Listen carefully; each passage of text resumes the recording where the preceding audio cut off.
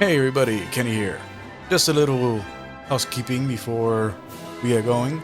My Path of Exile builds are intended for casual Path of Exile players, so if you're looking for something to help you blast through pinnacle content, this isn't the place. That said, as you would have seen from the thumbnail and the title of these videos, I am theming these based on skills from the Dragon Quest franchise. Since if you've checked out my videos at all, you may be aware that I am passionate about action RPGs and JRPGs. They're my favorite genres. So blending the two was just a no-brainer for me. And in the off chance that at some point in the future my channel blows up and you're watching this when I have a high enough subscriber count that such a concern might actually be warranted, I assure you, this is not a sponsored video. Time of recording, my subscriber base is far too small for any big publisher to pay me any mind.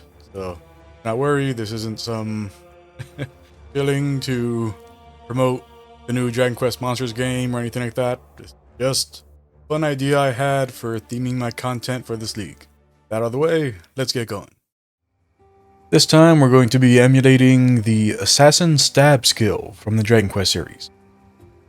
Now, Assassin Stab is a dagger skill that has been around since Dragon Quest VIII and is essentially a multi-hit attack that has a chance to instantly kill an enemy. So obviously, the best way to emulate that in Path of Exile is we are doing a dagger build using the double strike skill as our main attack skill and are heavily invested in critical damage in order to get as close to instantly killing every enemy that we can. Let's go try it out. The only aura we're using in this build is precision, since it gives us both accuracy and crit chance, and we're really heavily invested in crit chance. Hello, Mr. Bear.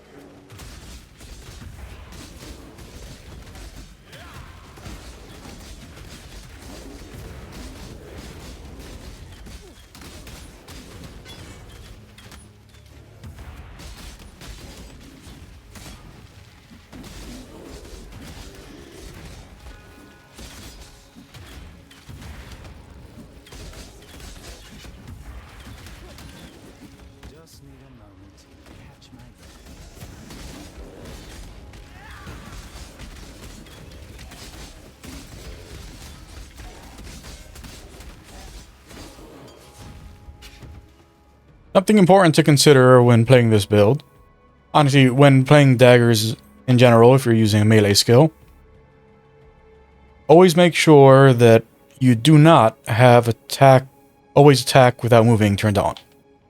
That is very important, because since daggers have such a short reach, if you have that turned on and the enemy moves out of your attack range, you will just stand there and attack. You won't move into range, you'll just stand there and attack.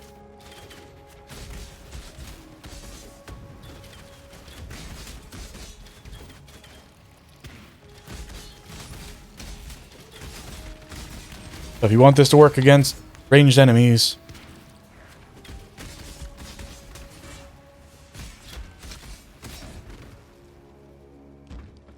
then always make sure that you are not using this option. Let's finish off in Exile.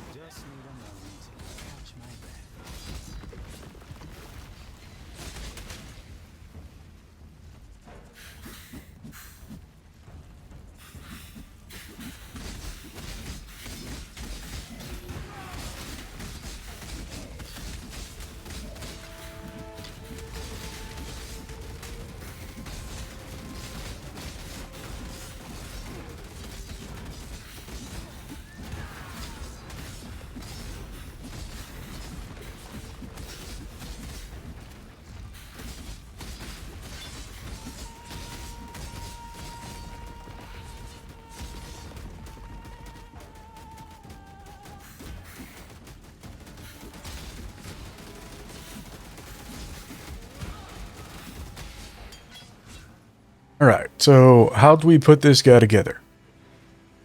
First off, check out the gear. We're using all evasion and energy shield,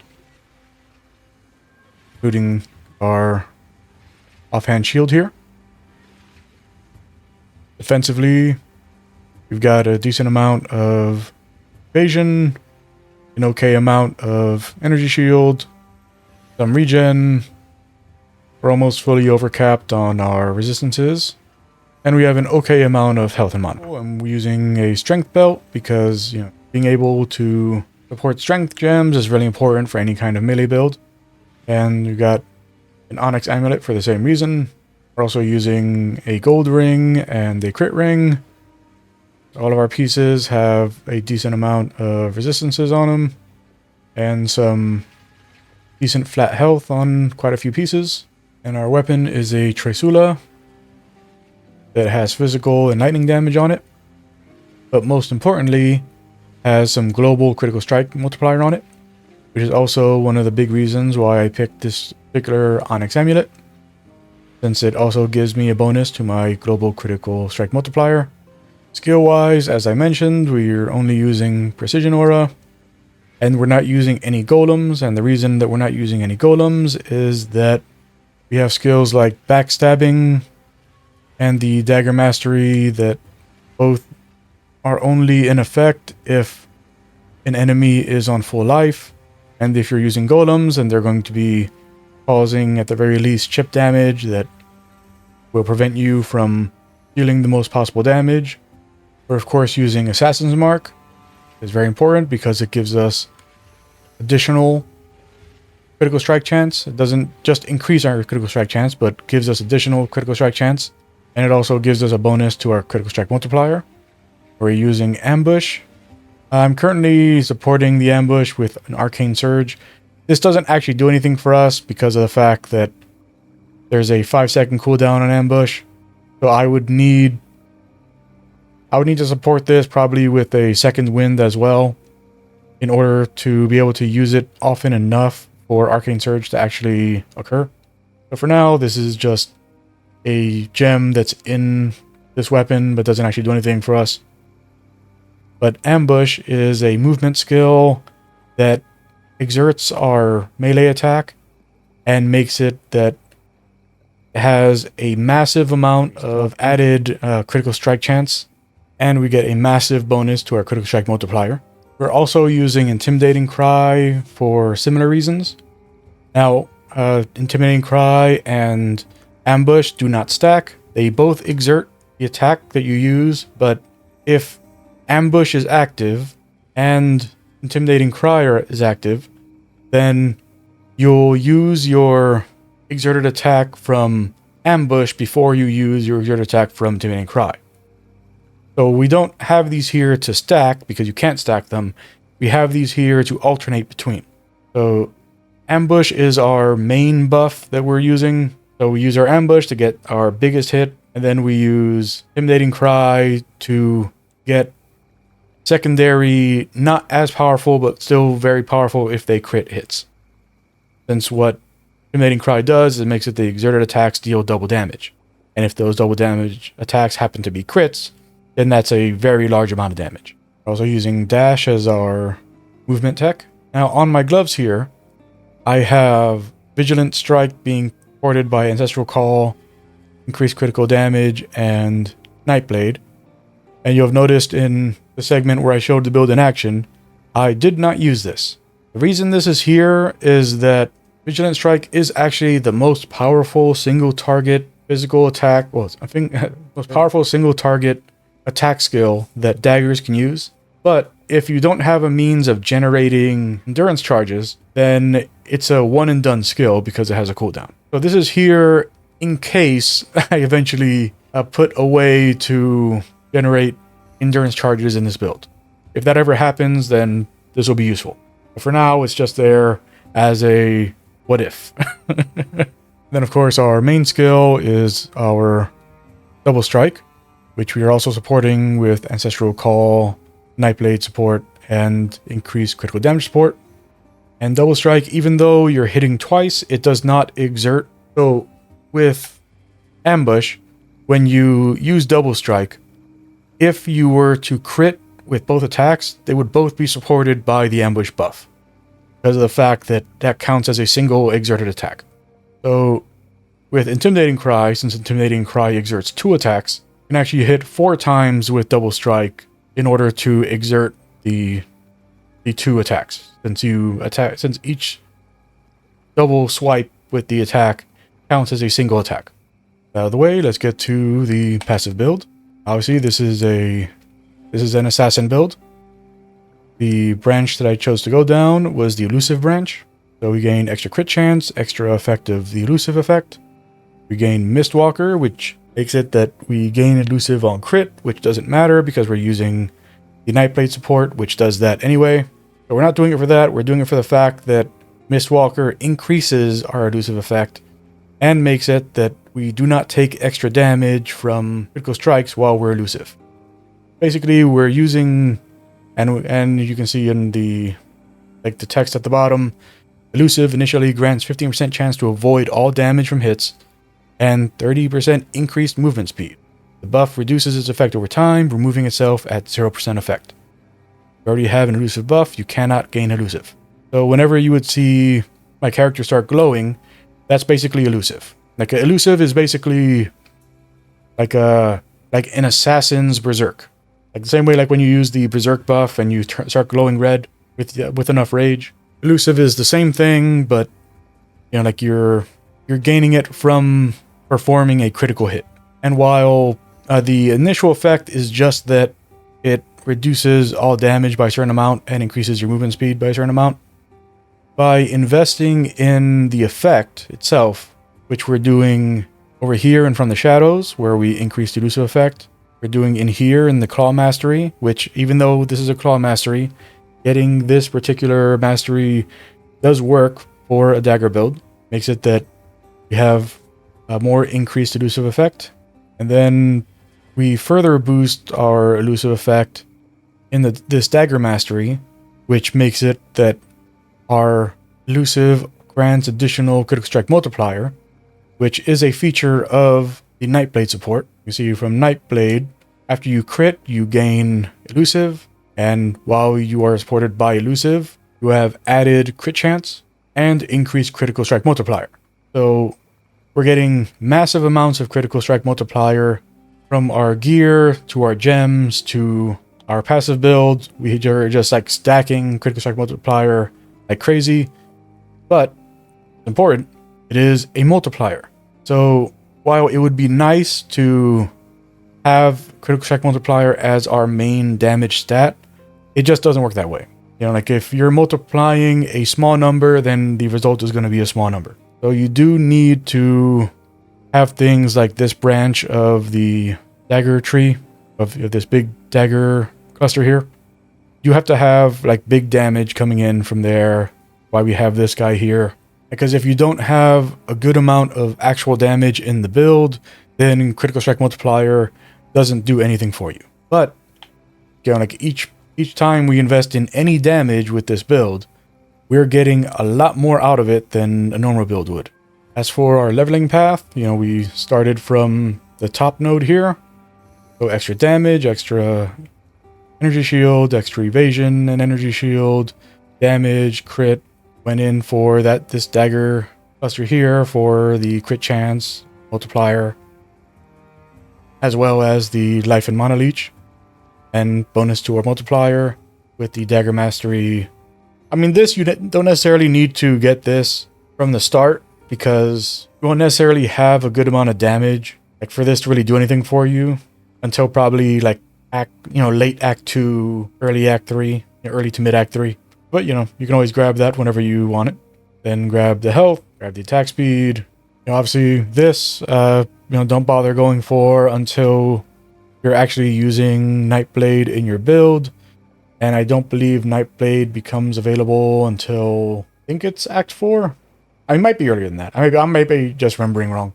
It might actually just show up in Act 2, and I'm just remembering incorrectly. But, you know, but don't, obviously, like, you know, if you don't have access to Nightblade at the time, then it's not worth it to go into this.